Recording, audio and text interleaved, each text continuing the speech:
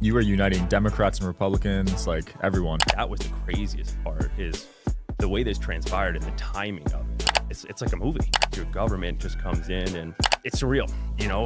9 people with weapons show up at your house for 2 small animals. You never gotten in trouble before. You never, been involved with any criminal activity. And now you're being treated like you're a drug dealer.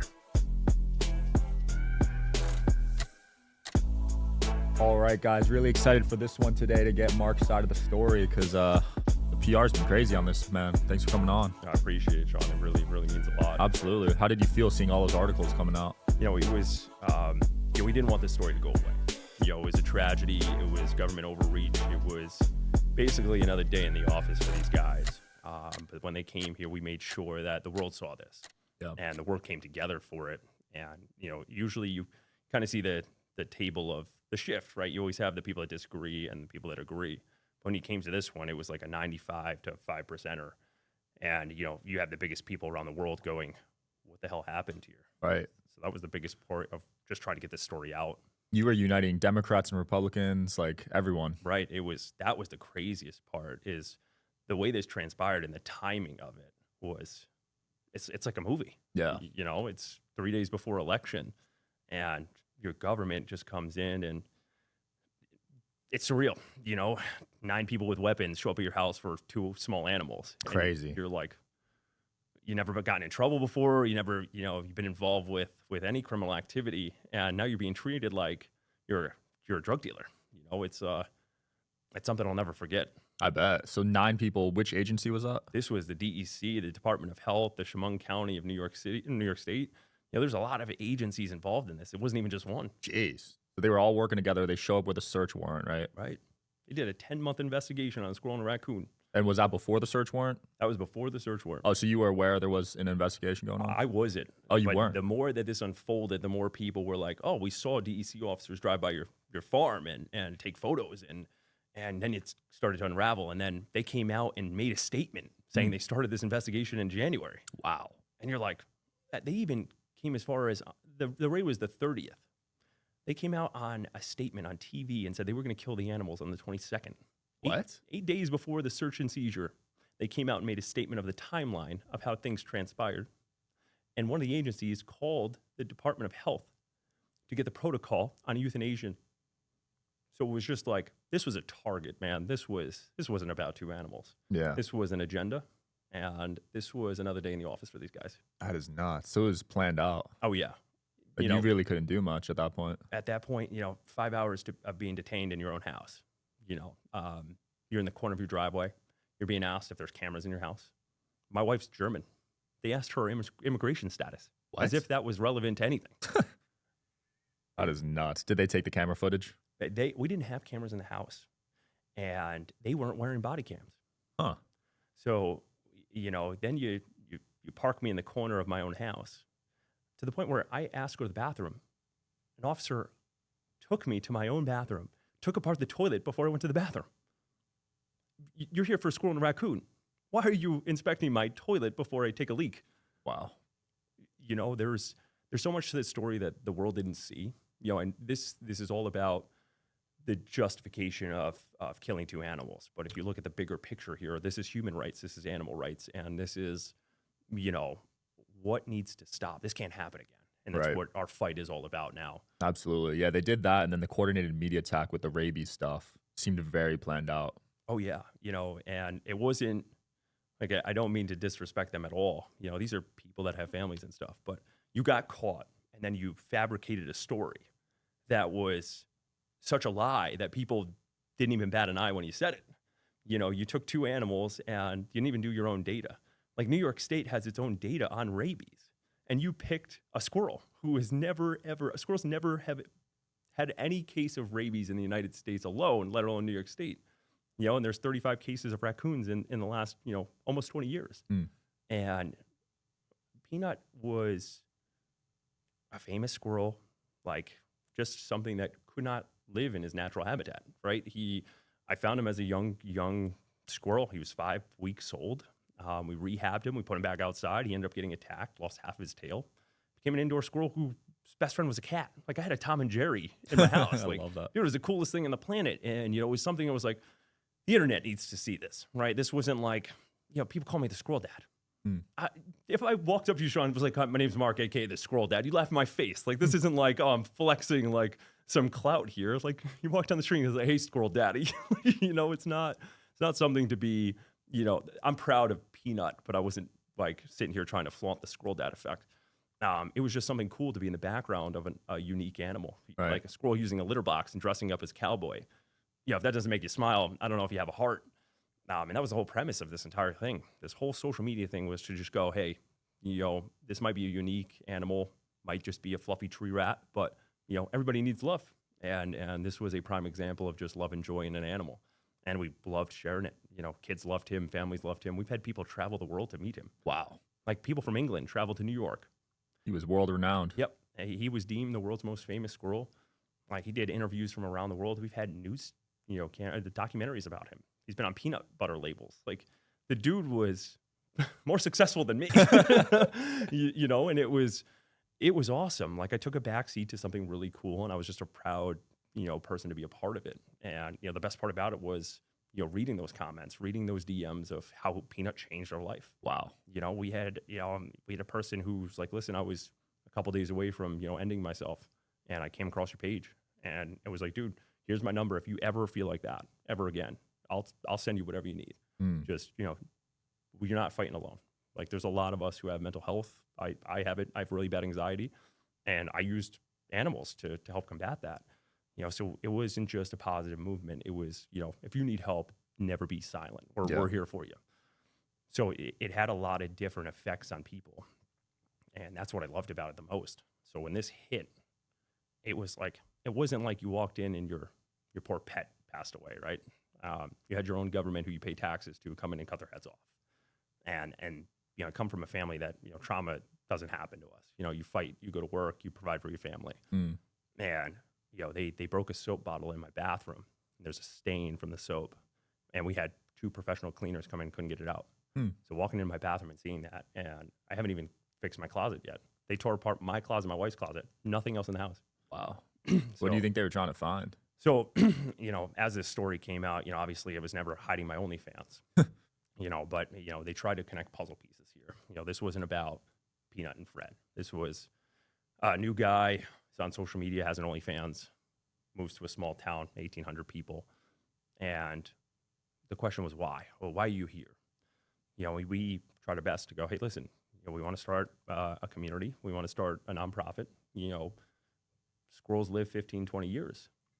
And this is an animal page, right? This is not, I'm trying to be famous. I was like, I'm actually doing the counter opposite. I'm moving from New York City to a rural area so that I could just focus on me, my family, and animals. And I think that kind of just rubbed somebody the wrong way. Somebody who had pull, somebody who was local that might have had some connections into any agency, and probably banded together with a couple other people to file complaints. A lot of people were like, oh, it's anonymous calls from the internet. I think it might have been, but it's also not enough for a 10-month investigation, right? So, those are the questions we want. Will we ever get them? Probably not. But it rose questions from everybody around the world. Yeah. Why did we use 6 figures of taxpayers' money for a 10-month investigation on a squirrel and raccoon that's not living in, an apartment in Manhattan? It's on a 350-acre farm that's also being used for a nonprofit animal rescue. Yeah, you had a sanctuary, right? Right. So, Peanut's Freedom Farm, that we moved up there. And that was my way of going, this is his legacy, is we're going to start something that's bigger than all of us, help more animals, and bring the community together. So, we're helping kids, families, and at the same time, we're helping animals. So we thought it would be perfect to do something like this in a small town. And this is what happened. Crazy. And a big thing the outlets were saying was it was illegal to own the squirrel in that state, right? Right. And we had moved there a year prior, and we were doing stuff with the organization, getting our permits and all that stuff. And, it's like going to the DMV. You put in your application, you don't hear for 3 months, right? It's not, you put this in, you get your paperwork and, call it quits. My wife and I took our tests, we put in our applications, we were waiting for them to receive it so then we could do our interview and do the proper steps. I know that common misconception here was we were just sitting here kind of doing nothing. I heard like so many people like, well, they reached out to you so many times. Like, no, the only time they reached out to me was to intimidate me and tell me Peanut's never allowed here. We're not talking about moving an alligator from state to state. I'm not harboring a bear. it's literally will cut his tail off and he's a rat. Yeah. You know, so if you don't have the paperwork, it's $200 fine. Jaywalking's $200 fine. Yeah. You don't get your house raided. You know, when you get pulled over on your cell phone, you appear in court, $250 fine. You don't get your house raided. And that was the biggest thing here is why? And it's sure as hell not the animals. Yeah, that's nuts. Rating's a whole nother level. And we were talking off camera. I'm not sure if you're allowed to say this, but the search warrant was kind of bogus, right? Oh yeah. You know, it's surreal. Like you can make a movie off of this and it's real life. You know, you bring 9 people, 6 of which have weapons, and you detain a family with a search warrant that clearly states you're here for a squirrel and a raccoon. You don't even have a docket number on your search warrant. You know, my lawyer couldn't even find it when she went to the courthouse. You know, and then you falsely detain me for 5 hours. You don't arrest me. You don't charge me with anything. You don't give me an appear at court. I don't get a violation. I got nothing. Now what I got? I got the search warrant and I got 2 pieces of paper. It was a chain of evidence, the squirrel and a raccoon, and then they confiscated a weapon that wasn't even mine. And they tried to forcibly make me sign that it was my weapon. Whoa. They even wrote my name. You know, like it says, Mark Longo, this is my sole property. They wrote my name in there. And then they said, we need you to sign here and here. I said, I'm not signing that because that's not my weapon. I had a co-signer on the farm, good friend of mine. He brought his rifle up. It's a farm. Again, we're not talking about an apartment in New York City. It's a 350-acre farm. Yeah. We live in farm town. Everybody has a weapon. You know, we're not out here, riling up together. You know, there's bears, there's coyotes. We got to protect our animals. I'm not a gun guy. So when they started feeding me all this crap, I was like, I'll pull up Call of Duty. You tell me what part we're talking about in the guns. I don't know what the hell you're talking about, man. He was like, this and this piece and that piece and this violates this. And I was like, listen, we'll go pull up COD and you can show me what's wrong. They wanted to charge you for the gun stuff. Oh, yeah. If you signed that, they probably would have pursued that. 100%. And they still tried to pursue it. And it got shut down really quickly. And the DA came out and told my lawyer, like, he ain't touching this. Oh, really? Oh, yeah. But they're on your side, the DA? Oh, yeah. Because because of the PR, probably. Right. And also because, going back to the search warrant, there were multiple agencies on the search warrant. Some weren't even involved in the search and seizure whatsoever. It was probably a template. There was probably already agencies on it, and nobody deleted them. That's so amateur. And that was the biggest thing here is how many times have they done this where this has been overlooked? Yeah, has anyone actually hit you up saying, yo, that happened to me too? Yeah, multiple cases from dogs to raccoons and we've been helping ever since this kind of, hit the spotlight. There's a dog in California right now who's protecting his family and from a repeat offender. And they're actually in court fighting to make sure that this dog doesn't get put down. Whoa. When does this line get drawn? When are we going to stop complaining about, money when we're spending it? My area has a really bad homeless issue. Why are we not helping them? Like it's cold. We're right below Buffalo.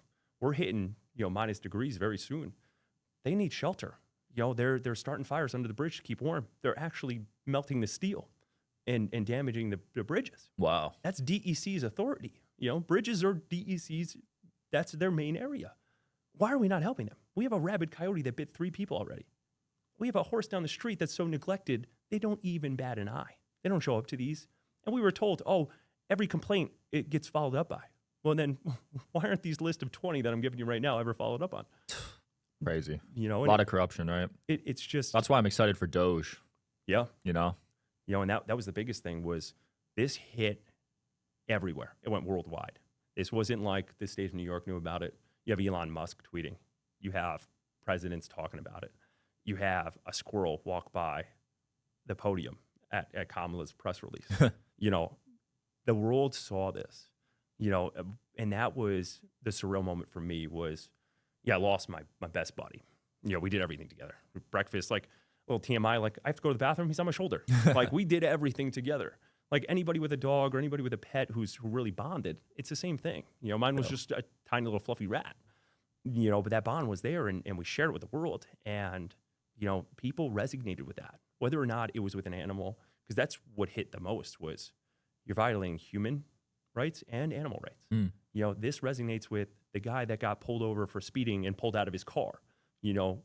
It's the government overreach here is, You get a guy that has a hard on one day or had a bad day at home, and he takes it out on you. The lead investigator of this raid was awarded the best DEC officer of the year, like 2 years prior to this. Whoa. And this is how you're conducting yourself? Is Crazy.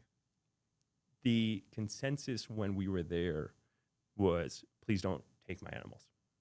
And one of the officers looked me dead in my eye. He was like, it was a squirrel, now it's a raccoon. When does the snowball effect stop? As if I was harboring giraffes and actual monster animals. Again, you didn't walk in and I had a bear. Yeah. Two little animals. And Fred was there as a temporary thing. Somebody dropped him off. It's not like you can call a booklet and be like, oh, so-and-so I have a raccoon. You're an animal rescue. You're an animal lover. If somebody dropped off an animal at your front porch, you're going to want to help that animal regardless of what it is. And that's what we did.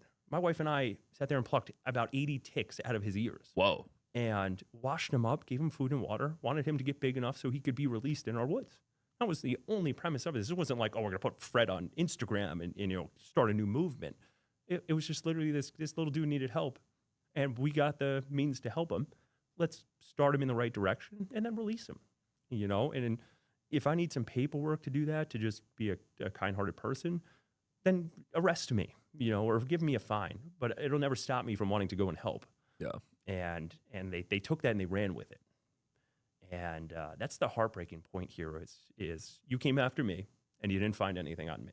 Whether or not you were trying to associate my OnlyFans with the kids that we help work on the farm and babysit, it's shameful. It's disgusting. Yeah.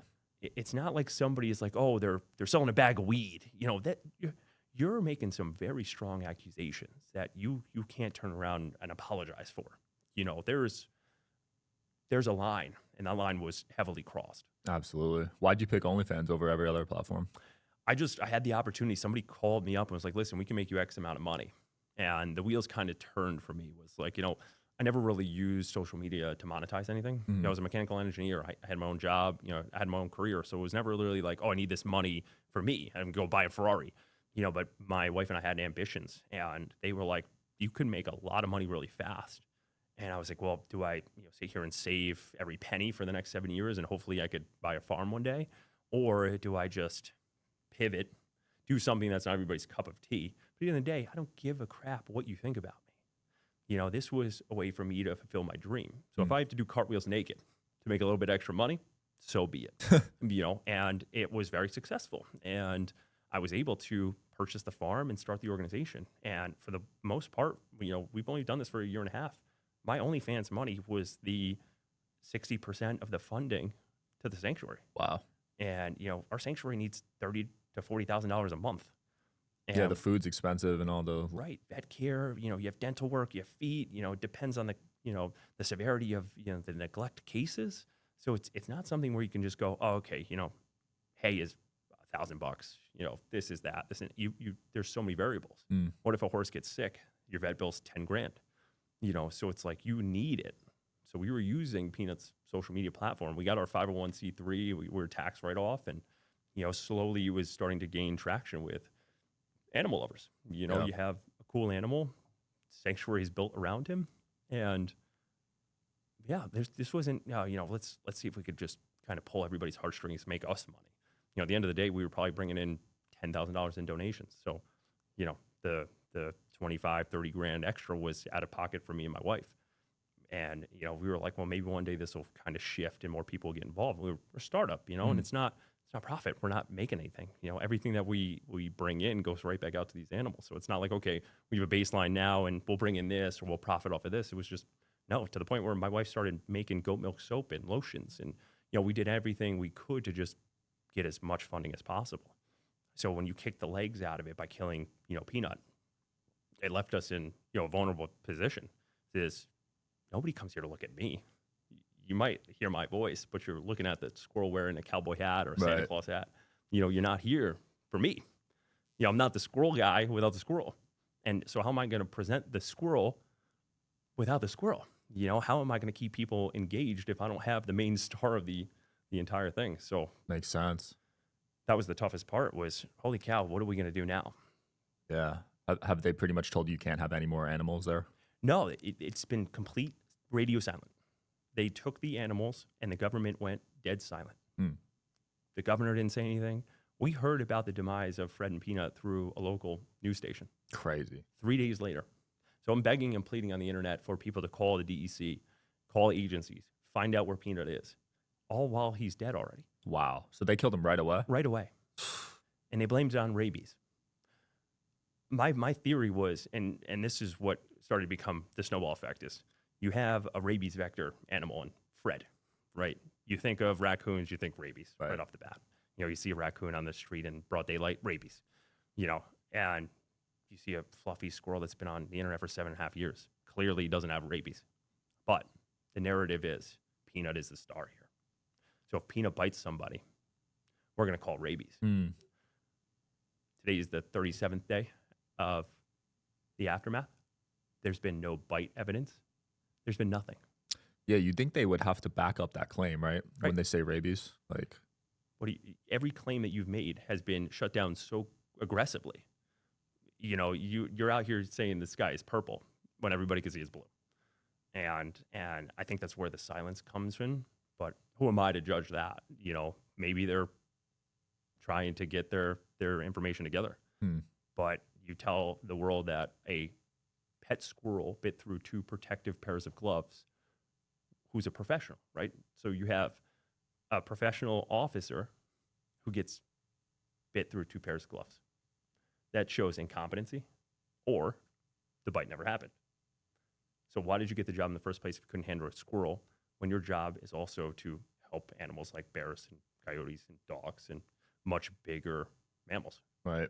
But you would let a indoor, very cuddly, very sweet animal bite you through 2 pairs? You know, so it's like, this is like me going, oh, you have blonde hair. Yeah. No, you don't. So it's just, you're sitting here just with your jaw on the floor, along with the entire world asking the same questions is, how long have you been doing this? You know, this isn't the first case. Not at all. Was your lawyer able to get any information on them or anything? There's a 12 week, it's 12 pages notice of claims. That's how much information went in this, from your amendment rights to your constitutional rights, you know, your civil rights, and you have false arrest.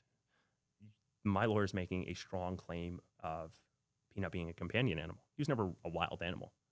You know, it's clear as day, right? You know, if you took a 3-year-old squirrel indoors or any type of animals after having such a long wildlife, okay, that's a wild animal. You have an animal who, since a baby, has been living inside. He falls under the companion animal, under the law. Like, you can make a strong case of it. If he was, then there would be felony charges brought up on the state. Whoa. Under the Animal Cruelty Act.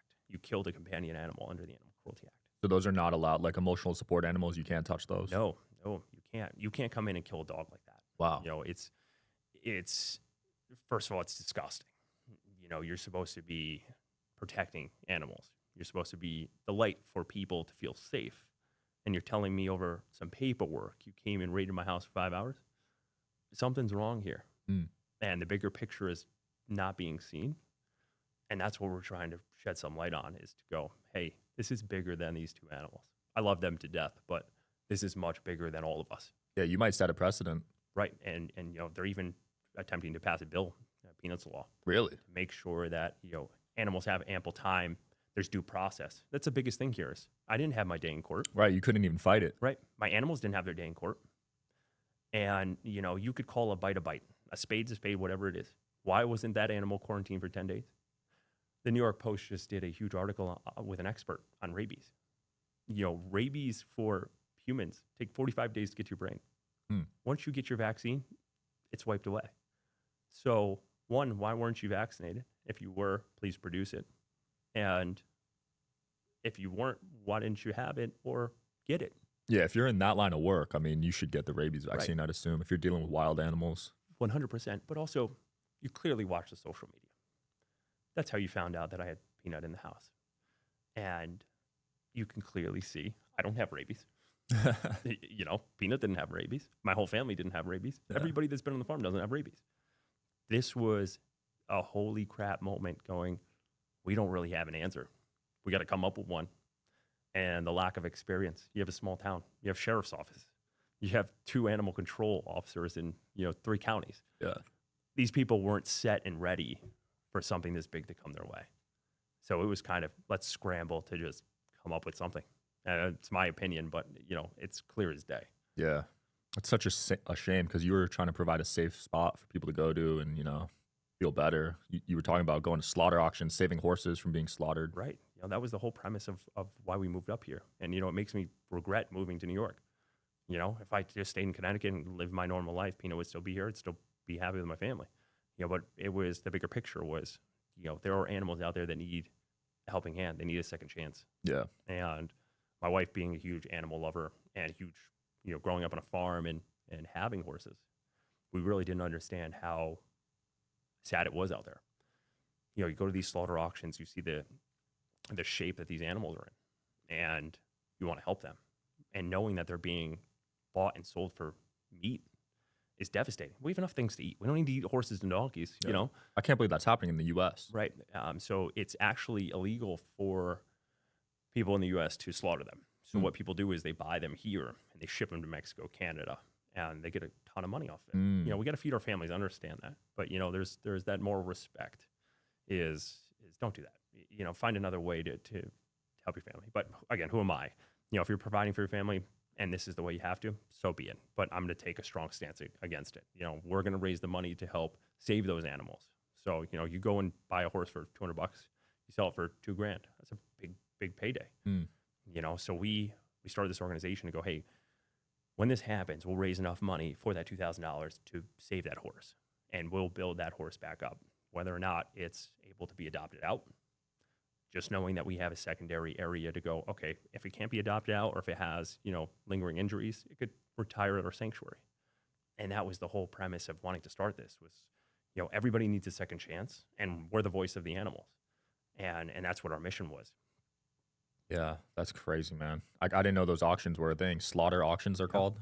How can people look more into those? Honestly, I'm relatively new to it, but you could literally type in animal auctions in whatever state you are. Being in a rural area, in a farm area, it's much easier to find them, and they're huge. They're once or twice a month, and you go there, and there's hundreds of animals. Yeah, and there's farmers that go there to get the animals. I'm totally for using your animals for farm work, but you got to provide it the food and the care that it needs. But when you can't do that, and you're doing this vicious cycle of running them to the ground and then selling them, something has to change. And, that's what we thought was the best way is to go in, try to make a stand on it by taking it. We have 74 horses. Damn. Yeah. We have That's over a lot. 100 goats. Holy crap. We have over 350 animals. So it's not like we're sitting here begging and pleading for people to donate on one horse. One horse is, expensive enough, and add 74 more. We take in, pregnant horses. We take in, run-of-the-mill, there's animals that we have that I couldn't pay you to take back, but we love them because, they give you the respect and love and just, they might not be able to say it, but you could see the love that they're like, hey, thank you. I have one that's about 2,500 pounds. Damn. I call him our dinosaur. His name's Wilbur. He's 28 years old. He was, a big Amish workhorse. And all he wanted to do was just relax. And he free roams the entire farm. That's awesome. There's a lot of areas where we just let them go. And they walk around with this kind of big smile on their face and just let them run free. That's what they deserved. Yeah. And just to be able to provide that on the back of, Peanut was what I wanted this whole thing to be about. Obviously that didn't work out as I planned, but it doesn't stop us from the mission that we have. And, does it suck that this had to transpire? But, the sacrifice that was made here for the greater good is what I have to take out of this, the positivity, doing this, talking about this, having people go, wow, that's really messed up. And just make sure that this never happens again. Yeah, beautiful. You think you're going to move out, though? No, I think that would be disrespectful for Peanut and Fred and to the other animals, right? If I just up and leave, what does that say about me? I have a mission, I have a goal, my family does, and that mission is to continue in Peanut's legacy. Because ultimately, that's what I told our viewers was, they don't live as long as we do, and this was the legacy that I wanted to build for Peanut, and he left us a little bit earlier than I anticipated, but it won't stop us from what our goal was. And now that we have almost the world on our side, we want to make this one of the best places on this planet for animals. Yeah. What's the next step? What's something people watching this can do actionable to help you or help their community? Yeah, absolutely.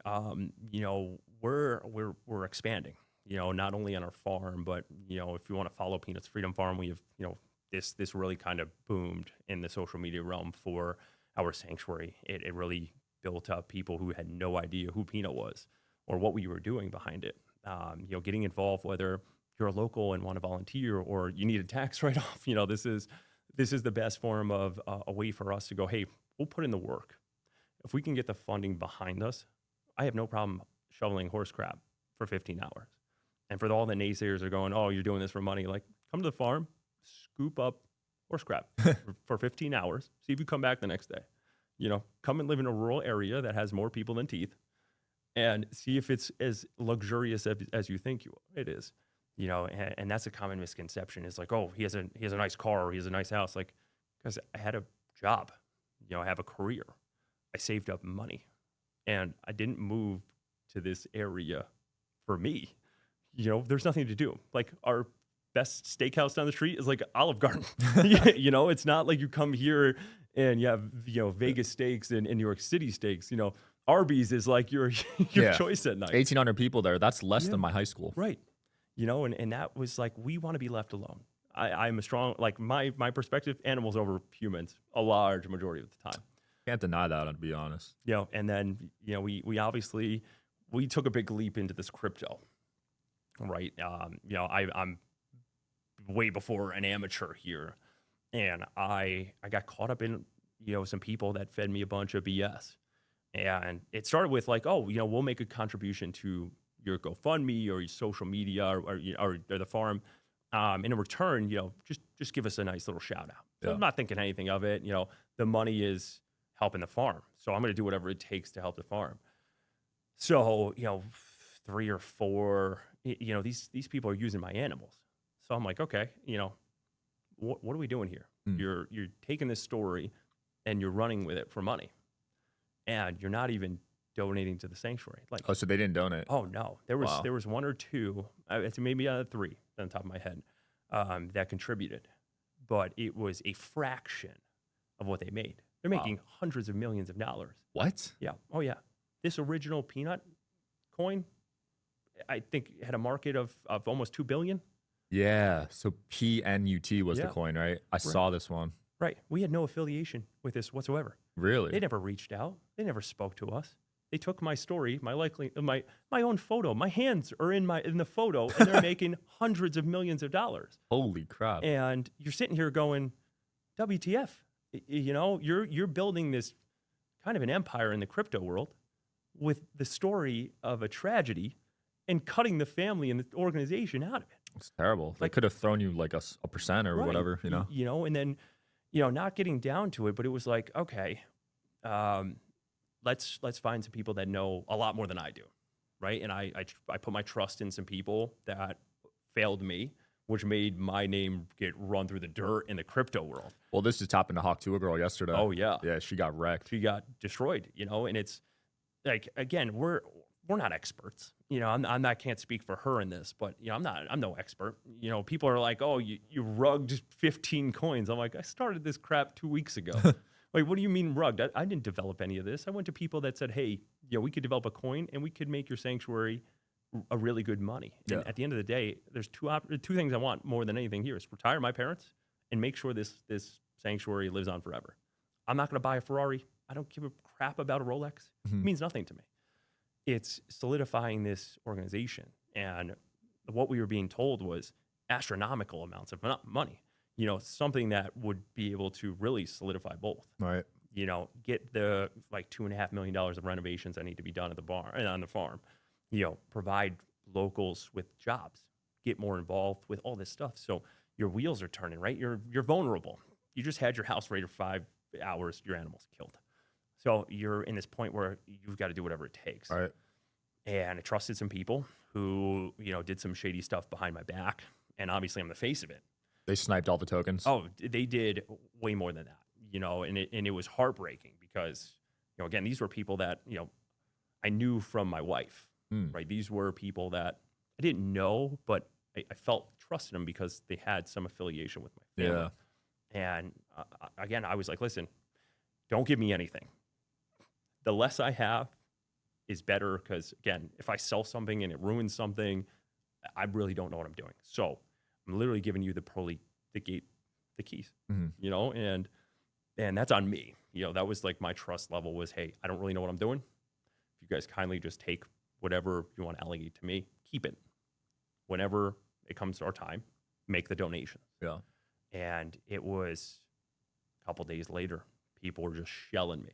You're stealing money, you're doing this. And I'm like, guys, I'm just kind of sitting here. I don't know what the hell is going on. And they're throwing out numbers and this and that. And, you know, long story short, there's a lot of stuff that was missing. And I'm the one being targeted here. You know, my face is the face of this. You were the only one that was publicly on it, right? Right. So, you know, now you're trying to defend yourself in an area you have no, I don't know the lingo. I don't know the terminology. I don't know what's sniping and rugging and, you know, all this thing. And then you're reading like, oh, this is his 15th coin. I'm like, guys, I don't even have that many animals that have coins, you know? I'm being involved in a Trump token and this and that. I'm like, yeah, no, I don't even know how to read this damn chart, let alone being a part of it. And you know, we sat down with people that I met over the course of this debacle of crypto. And I met them and they were like, listen, we don't need the money. This is not about the money. It's about the story. It's about you. And we want to make sure moving forward that your sanctuary is solidified. Nice. And they took me under the belt. They started to show me the basic 101s and we developed Justice for Peanut. And I'm even wearing the merch here. Let's go. Big shout out to Justice for Peanut. You know, but it's still like you're building everybody's trust back, you know, and it's like, oh, you stole, you're a scammer, you're this. Like, guys, all I want you guys to know is like, this is about my farm and my family. If I wanted a Ferrari, I would have joined the Peanut token, stole or scammed or rugged the hell, whatever the hell you want to call it, took a bunch of money and just left. You know, I'm here fighting for the story. I'm here fighting for justice. I'm here fighting for the common person who, you know, got ripped out of their car, right? Got their dog killed. You know, those are the people we're fighting for because they didn't have the voice that Peanut did. You know, and that's what was the biggest thing you said is I've had so many people reach out and go, the DEC did this to me. They killed my animals right in front of me. They shot my dog and they just walked away. And that's what this movement is about, is bringing that community together to make sure that those people have a voice. Absolutely. So it's like, okay, now you got to get the FUD, the FUD out of it and build people's trust. And that's what we're doing here. You know, I was even going like, hey, after this podcast, I'll go get a tattoo that says Justice for Peanut. You know, that's how much this means to me. Again, if you want to call it a money grab, call it a money grab. You know, I'll show you the wallets. I'll show you where the money goes. I'll show you that we want to build a new barn and arena and put that damn token on the side of it. Yeah. And have the community go, wow, we built this. We saved this animal. You know, we collaborated and helped this family. You know, or we, on Christmas time, we donated to, you know, the children's hospital, or, you know, it doesn't just stop here.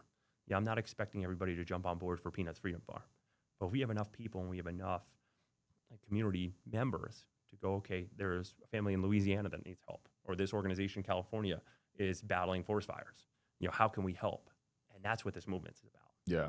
And that's why we're here, you know. Yeah, I want to support more local farms and sanctuaries because right now the farming industry has been taken over by big companies and the animals are treated like right. And you know, and it's a big thing, you know, and hopefully this, you know, shedding a tiny light from a squirrel and raccoon can bring that light to bigger things that are happening here. You know, it doesn't just stop at animals' rights. It stops, you know, we got to stop it everywhere. I know it's a lot easier said than done, but you know, you take a story like this and it opens everybody's eyes. You know, not only do you pay taxes, but this is where your taxes are going. Your tax money's going to 6 figures to raid some guy's house in the middle of nowhere for a 10-month investigation. It's crazy. And it goes on a bigger scale too with Trump. They went after Trump. They spent 9 figures of our tax dollars going after him. And now all the charges are getting dropped. Right. They just wasted it. Exactly. And you know, I'm not politically affiliated with anybody, you know, but you could tell that this changed the tide in a lot of people's views on politics. You know, you had young kids teetering on, you know, what side they were going to vote. And, you know, after what happened on the election, if you said Peanut was not involved with tipping the scale, you're Peanut not was from this planet. involved. It was all over X for weeks. Right. And you know, it's one of those things that it's a government overreach. And if we want to be a part of change, this is the story to start that movement. Whether or not it swayed anybody in their voting, you know, the timing couldn't have been any better. Absolutely. I mean, 450 government agencies, something crazy like that. And I think Elon just posted yesterday that only 1% of them show up to work. Right. Right. So crazy. You know, so we're paying those salaries. Right. You know, the biggest thing that I took out of this was the Supreme Court commented on this for reform in New York State for Peanut the Squirrel. The Supreme Court doesn't comment on anything, commenting on my squirrel. That's how big this was you have world leaders going, WTF, you know? What the Supreme Court say? They literally said this like we need reform, you know, Wow. we have enough things to talk about. And I always said this from the beginning, like, I shouldn't be in the news. We have bigger fish to fry. And although I'm honored to be able to fight for my animals, you know, what's happening to the kids that, you know, have to sleep under a rock at night? The people that can't afford their electricity, you know, those are the people we're fighting for, but yet we're talking about a squirrel. You know, you have Kathy Hochul, our governor in New York State, advocating for animal and human rights. Where were mine? You don't want to talk about mine, though. You know, you falsely arrested me in my house. You broke 5 amendment rights, but you want to talk about rights. So she had to sign off on that, the governor? Oh, 100%. Wow. She's the head of the DEC. Damn. She's the voice. Those are your agencies. And you're telling me you didn't have any idea what was happening here? How do you have multiple people and then a family court judge sign off on this? So somebody had to go, hey, yo, so-and-so, hope you're having a great day. How's your family? This and that. Oh, yeah, by the way, can you just sign this real quick? Anybody with a brain would have looked at this case and gone, I ain't signing that and putting my name on it. Right. Except this guy did it without a sweat broke. You know? It was just another day for him, right? He probably does that once a week at least. Right. You know, and that's the same goes with the police, you know, the agents that showed up here. You've done this so many times, there's a cakewalk. You didn't go through your procedures because you've done this so many times. You didn't have to worry about it. The difference is you had a voice. Right. You know, they're probably doing it to ordinary people. They don't have a social media following. Right. Nothing happens. And that's exactly what they thought here was, we're just going to go do this. We don't like this family being here. We're going to show them we could flex our muscles. We're going to kill your animal, literally the name of your organization. We're going to kill it. And you're going to have nothing to stand on. What am I going to do? If I don't have this platform, there goes my donations. There goes the name of my organization. Right. I have to shut down. And most people don't have money to fight something like that. Right. So it's like, that's what they came in here. They kicked the legs out of this organization and they thought they were just going to walk away from it. And boy, were they wrong. And that's the biggest thing, the love and support for this. You know, walking down Vegas and just being here and people going like, justice for Peanut, like that, there's no dollar sign that could ever amount to that. You know, that's a surreal moment. Yeah. You know, if we do a Netflix documentary on this, I could see it. You know, it's a story that is so unbelievable that every turn that you make, there's something else that you're like, holy crap. And it's just sitting here talking about it, you're like, this can't be real. Yeah. And I can't wait to see what you do with it, Mark. Where can people keep up with you and donate and all that stuff? yeah, it's just, we have our socials, we have our website, you know, it's, you know, mine is Squirrel Dad. You know, but it's Peanut the Squirrel 12. Like, it's always been the same original stuff. And then, you know, we abbreviated Peanut to make it a little bit more original. So we went with the P''NUTS, Freedom Farm. You know, the more supporters and the more, you know, we kind of continue to drive this in the right direction. The more, you know, organizations we could help, not only ours, but, you know, that's what we ultimately want to do is help those veterans, help the PTSD, help the children, you know, help the lower income families. Whether it's providing free services at the farm or, you know, raising money for their care, you know, it doesn't just stop at our organization. That's where, you know, I think this movement should really be focused on is, yes, you know, what happened to me was a tragedy. But let's shift the narrative here and let's help people and animals alike. I love that, man. We'll link everything below. Thanks so much for coming on. I appreciate it. Thank you for your time. See you at Power Slap tonight. Absolutely. See you guys. Take care.